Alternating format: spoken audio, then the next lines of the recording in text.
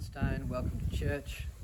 Thanks for joining with us today, and we hope you experience God's grace during this lockdown period. Hopefully it's a short one. I'm going to read from Psalms today, Psalms 29, which was part of our readings this week. It's from the Passion Translation. Come and worship wonderful Yahweh, arrayed in all his splendour, bowing in worship as he appears in the beauty of holiness. Give him the honour due his name. Worship him wearing the glory garments of your holy, peaceful, priestly calling. The voice of the Lord echoes through the skies and the seas. The glory God reigns as he thunders in the clouds. So powerful is his voice, so brilliant and bright. How majestic as he thunders over the great waters. His tympanic thunder topples the strongest of trees.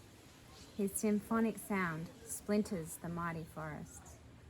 Now he moves Zion's mountains by the might of his voice, shattering the snowy peaks with his ear-splitting sound.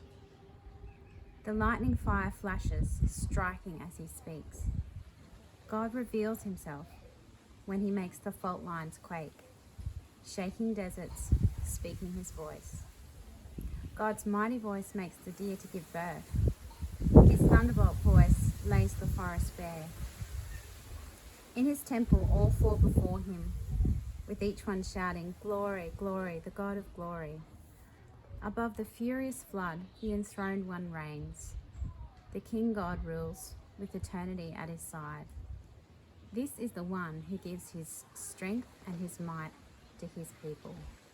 This is the Lord giving us his kiss of peace.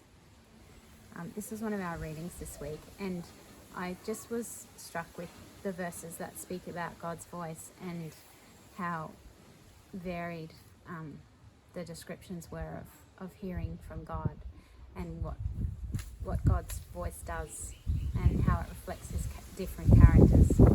And I think I was just encouraged to think about how I hear from God, and not just through reading the scripture, but just in my pottering around and my day-to-day. And I realised when I was thinking about it that God's voice is not necessarily audible to me at all often, but more so in his presence, and me just learning to sense God rather than hear him. And I just thought that's maybe something that might encourage you in this 3-day lockdown or however long it goes for, that you might just get an opportunity, just a small window to really sense or sharpen your senses and attune into God's voice, however that might be for you, however you might hear him, not necessarily audibly, but through your other senses. So yeah, as we go into worship, I just pray that those scriptures are a blessing to you. Have a great day. Thanks. Bye.